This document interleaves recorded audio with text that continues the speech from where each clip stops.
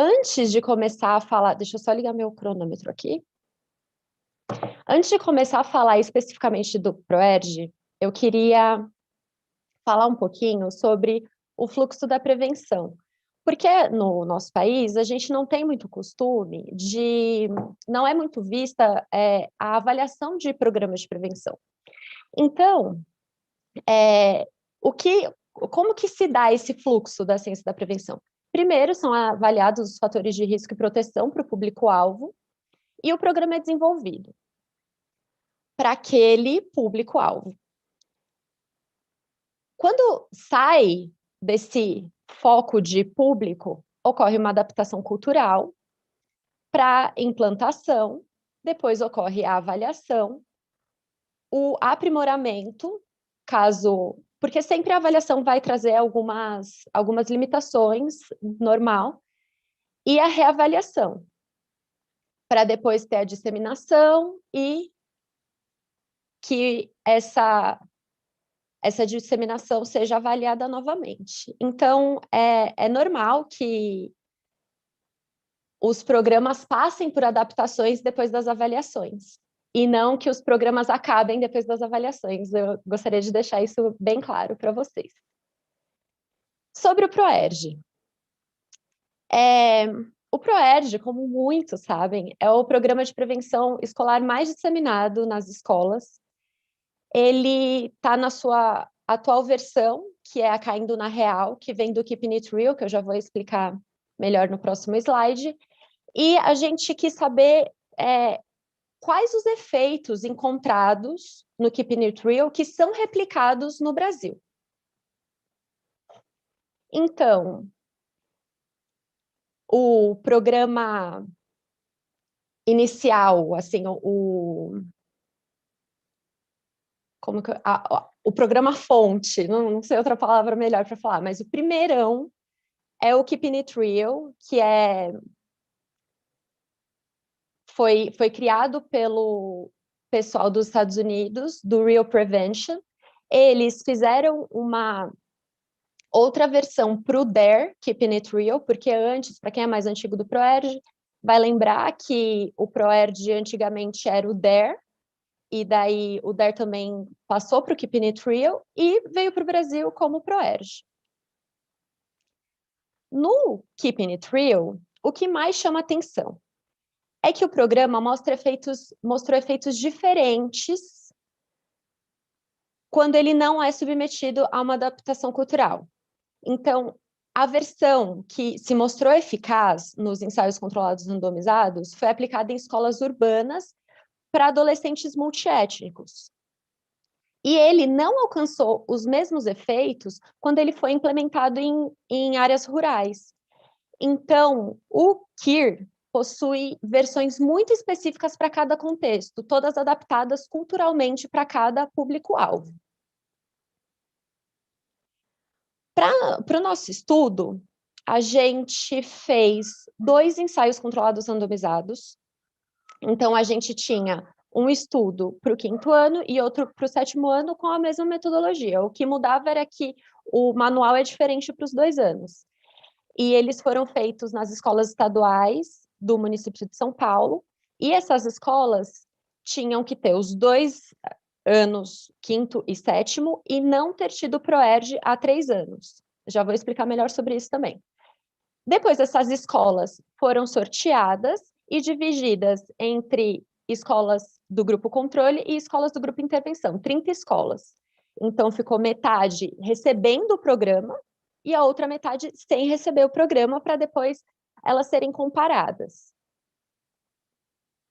E também, nesse estudo, teve a parte qualitativa, que é mais o foco do meu doutorado, e em que os instrutores que aplicaram o programa preencheram os formulários de fidelidade ao final de cada aula, falando o que eles deram, o que não deram, o que mudou, o que não mudou, o que foi possível fazer naquela escola, para aqueles alunos, quais foram os problemas, ou o que fluiu bem, o que estava legal. Enfim, para eu ter um panorama geral de como é essa aplicação. Eles também tiveram 2 das aulas observadas por mim, e foram entrevistados também por mim. Então, os 19 instrutores passaram por essas coisinhas que eu acabei de dizer. Como a gente precisava que as escolas do estudo não tivessem recebido ProERD nos últimos 3 anos, por que isso? Porque a gente precisava de escolas iguais, virgens de ProERD, para não ter uma contaminação, de ainda ter um vestígio do programa naquela escola e que daí compromete a comparação. Então, o padrão ouro de pesquisa seria esse, com escolas virgens de programa. Então, aqui nós temos um mapinha das escolas estaduais que ofereciam quinto e sétimo anos, de acordo com a lista do INEP. Aqui são as escolas que tinham quinto e sétimo e que não tinham ofertado ProERD nos últimos 3 anos. Então, aqui nós temos 155 com quinto e sétimo, depois que não tinham ofertado ProERD, já cai para 59, e dessas 59, a gente sorteou as escolas que iriam participar da nossa amostra. E é importante alertar que os ensaios controlados randomizados, que é o caso desse estudo, eles não são representativos da população, então a gente não consegue generalizar para a população geral toda do município. A gente coletou os dados, a gente passa o questionário para os alunos, então a gente usou, nesse caso, smartphones, que eles mesmos preenchiam, e a gente detectou no piloto que, ou seja, a gente passa, antes de acontecer mesmo a coleta, a gente vai em algumas escolas que têm características similares com aquelas que estão participando do nosso estudo e aplica o questionário para algumas turmas para ver se aquele questionário está funcionando legal. E nesse piloto, a gente identificou dificuldade de leitura, principalmente do quinto ano. Então, as questões vieram com os desenhos, como vocês podem ver aí, e também com o áudio da pergunta. E todo questionário é anônimo, porque eles preenchiam um código secreto, os alunos, e uma outra coisa muito boa desse formato de coleta que a gente usou é que os dados foram inseridos virtualmente, que já ajudou muito. E para a coleta dos dados qualitativos, eu realizei entrevistas semi-estruturadas com os 19 policiais instrutores que iriam aplicar o programa nas escolas do grupo intervenção. E a gente quis compreender a vivência da aplicação do programa para identificar os possíveis entraves e também as potencialidades do programa na sua aplicação. Então, vamos para os resultados.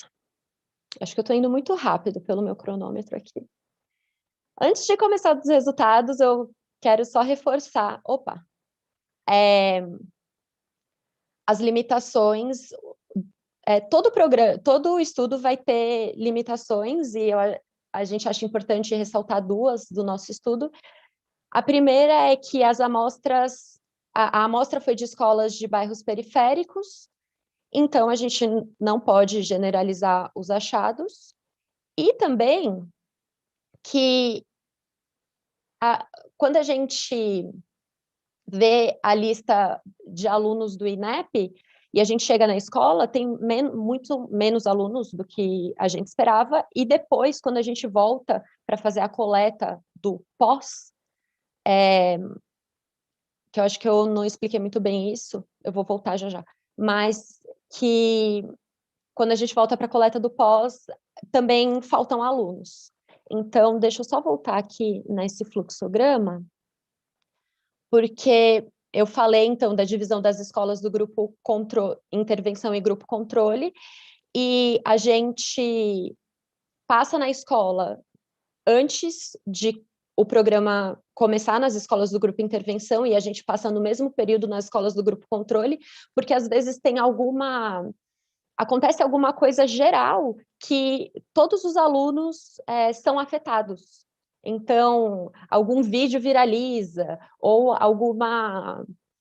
enfim, como alguma campanha acontece, e se a gente não passa no mesmo período, a gente vai pegar os alunos que sofreram essa influência do meio em momentos diferentes. Então, baseline, e depois acontece o programa para o grupo intervenção, não acontece para o grupo controle, e depois de 9 meses a gente passa de novo para poder fazer essa comparação.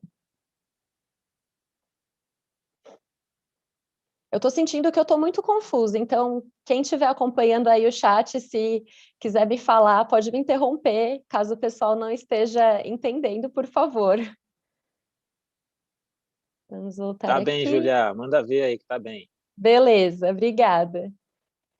Então vamos lá para os resultados.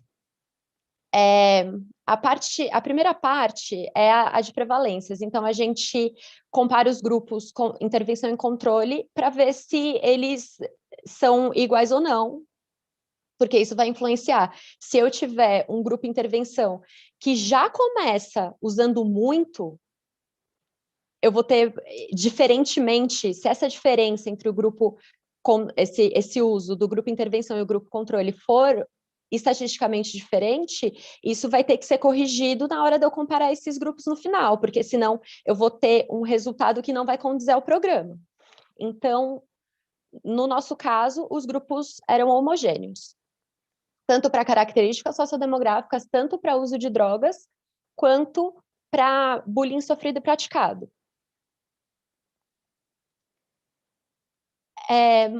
Também, daí no efeito, a gente não encontrou diferenças significantes estatisticamente entre os grupos para iniciação do uso ou uso recente de drogas.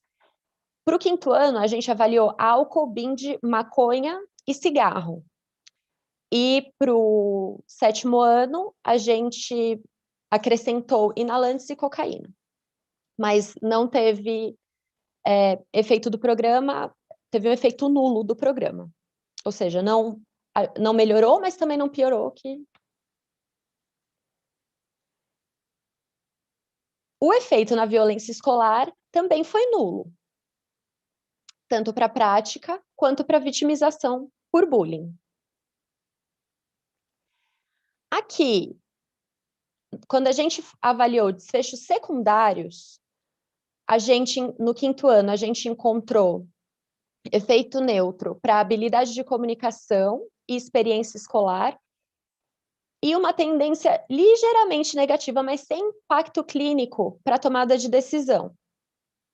Então, e o programa ligeiramente diminui a habilidade de tomada de decisão dos alunos do 5º ano, mas sem impacto clínico, reforçando isso. Para o 7º ano, a gente encontrou um efeito positivo do programa para a experiência escolar, ou seja, os alunos que passaram pelo ProERD relataram uma melhora na experiência escolar após o programa. A gente teve um efeito neutro na intenção do uso de álcool, maconha e na intenção de ficar bêbado, também na habilidade de comunicação, nas habilidades de tomada de decisão, nas atitudes em relação à droga, na recusa e na resistência. E teve um efeito negativo na intenção do uso futuro de cigarro. Então, a gente teve resultados mistos para o 7º ano. Só lembrar uma coisa, que no Keeping It Real dos Estados Unidos, o 5º ano também tem efeito neutro. E eles encontraram, os efeitos que foram encontrados foram majoritariamente para o 7º ano.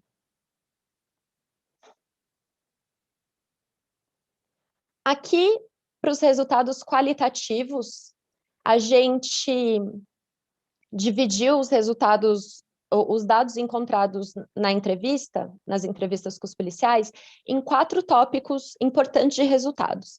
Então, o primeiro é que ocorreram adaptações do programa para que a implementação dele fosse viável nas escolas. Tudo isso eu já vou explicar melhor já já.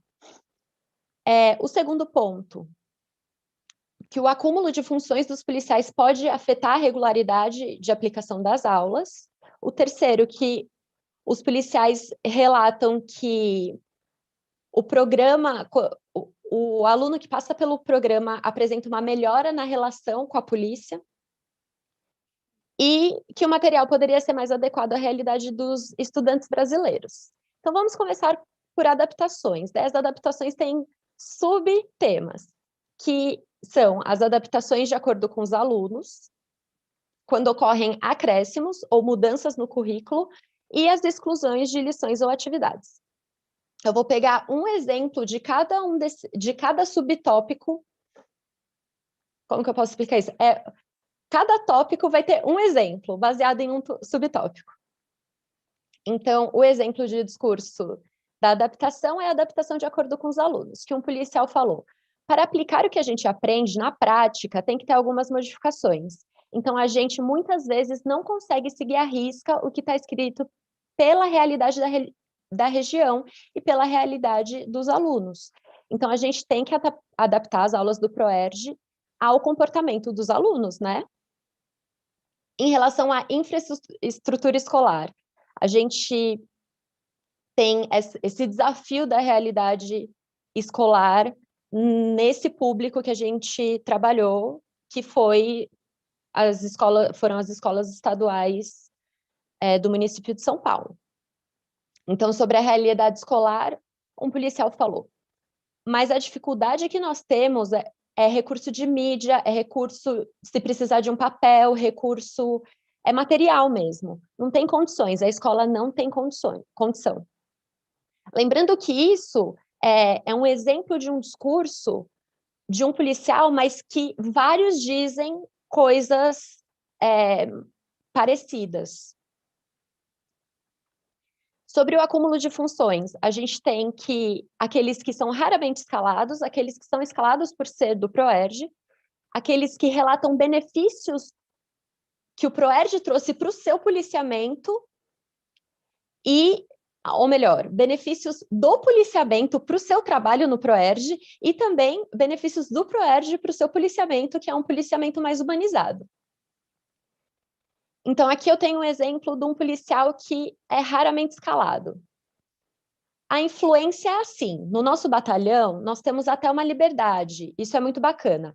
Claro que acontecem situações onde nós somos escalados em operações que não tem como o comando da PM falar assim, não, tira esse policial. Nós somos instrutores do ProERD porque somos policiais militares, então nós estamos dentro de uma hierarquia e nós devemos também mostrar nosso trabalho para a sociedade, tanto através do policiamento, quanto através das aulas do ProERD, do programa do ProERD. Só que existem situações que nós precisamos também estar mostrando o trabalho na rua, mesmo sendo instrutores do ProERD. E o efeito do programa que é percebido pelos policiais. Um pouquinho antes, quando eu falei dos resultados das análises quantitativas, eu falei dos efeitos do programa encontrados por nós, agora são os efeitos percebidos pelo policial. Então, eles percebem efeitos em relação às drogas, efeitos nos desfechos secundários, que são tomada de decisão, a experiência escolar, essas coisas que eu falei um pouquinho anteriormente também. E também tem efeito na melhora da relação com a PM. Então, aqui sobre a melhora na relação com a polícia.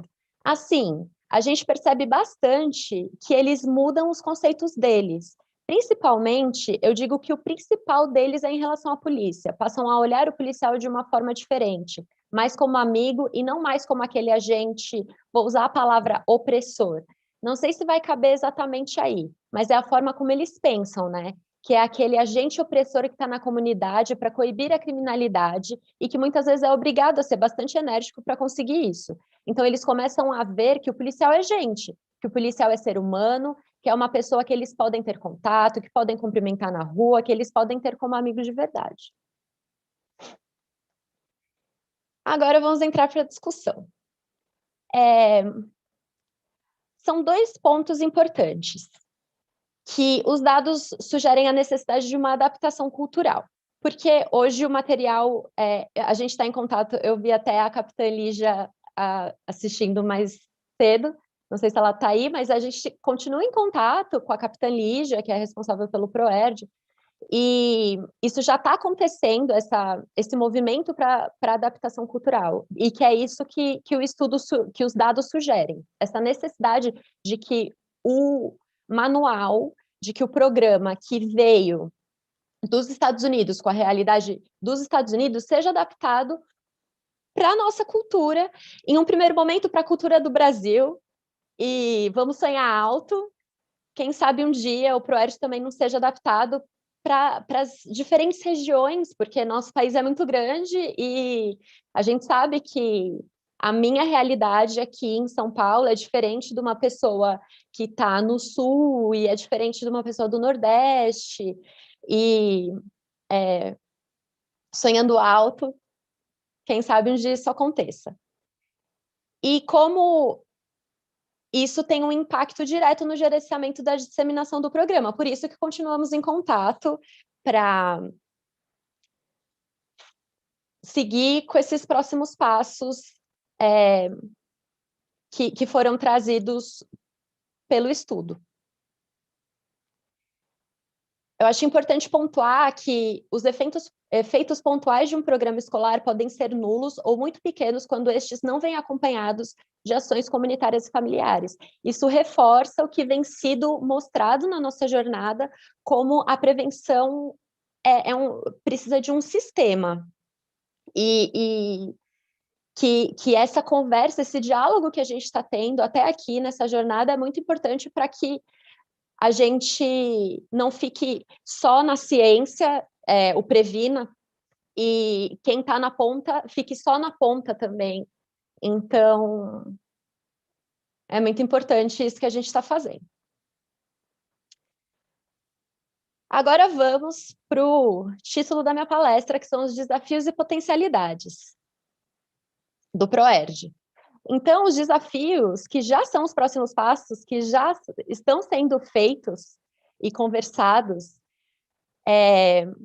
que é a adaptação cultural do currículo do Dare Keeping It Real para o Brasil, o apoio aos instrutores para implantação, então um contato maior até da organização, né, da instituição da Polícia Militar com o PROERD. Isso é muito importante, a verificação se todos os elementos chaves que na literatura é chamada de core elements, de cada aula têm sido ministrados. Por que isso? Às vezes, quem está aplicando o programa, nesse caso o instrutor, vai ter que adaptar. E se a gente souber certinho o que precisa ter na aula para que o efeito que a gente quer seja mantido, mesmo com a adaptação, a gente precisa saber o que é isso, qual é esse elemento, porque daí o instrutor consegue adaptar as coisas em torno desse elemento que não pode sair de jeito nenhum da lição. E a avaliação da fidelidade de implementação e adaptações que têm sido realizadas, que tem a ver com essa entrega do programa pelos instrutores. E as potencialidades, que são muitas. Trouxe algumas. O PROERD é o programa de maior capilaridade no Brasil, então nenhum outro programa de prevenção no Brasil consegue estar em tantas escolas como o PROERD, por ele ser muito bem estruturado na Polícia Militar. E isso é uma riqueza. Outra coisa são as 2 semanas de formação para instrutor, que nenhum outro programa também tem uma formação tão longa quanto a formação do ProErd. E isso é imprescindível, porque depois que você dá o programa para o instrutor, se ele não souber direitinho o que fazer, pode degringolar. Então, a formação tem que ser bem cuidadosa. E eu participei da formação, então posso dizer que é uma formação cuidadosa. Também o compromisso dos instrutores com o ProErd, de se voluntariarem para aplicar esse programa e passar pelos obstáculos que existem na educação do país e seguirem lá firmes e fortes, porque não é fácil estar em sala de aula, muito menos falando sobre assuntos delicados que, como o ProErd é um programa que não fala diretamente só sobre as drogas, ele fala de habilidades de vida. Então, muitas vezes assuntos delicados são abordados. Tem que ter coragem para estar lá na escola falando disso. E compromisso também. E a autoaceitabilidade dos alunos, da gestão escolar e da comunidade. Não preciso dizer que todo mundo ama o ProErd. Aqui é a nossa equipe. E, além dessas pessoas, a gente tem todo o Grupo Previna, né, que a gente se ajuda, e também a gente contou com uma equipe maravilhosa de coleta que fez tudo acontecer, então eu queria agradecer. Aqui as referências. E muito obrigada, e só queria falar assim, que tudo que for saindo sobre essa pesquisa vai estar no site do Previna. E para não ter que vocês não terem que acessar toda hora o site para ver o que tem de novidade, vocês podem seguir nossa página no Facebook, porque daí já aparece na timeline. Então é só uma dica, se vocês quiserem continuar acompanhando o desenrolar desse estudo, acompanha nosso site, acompanha nossa página no Facebook, e qualquer coisa, como eu tenho falado todos os dias aí da jornada, me escrevam. Qualquer coisa é só me escrever, que estou à disposição.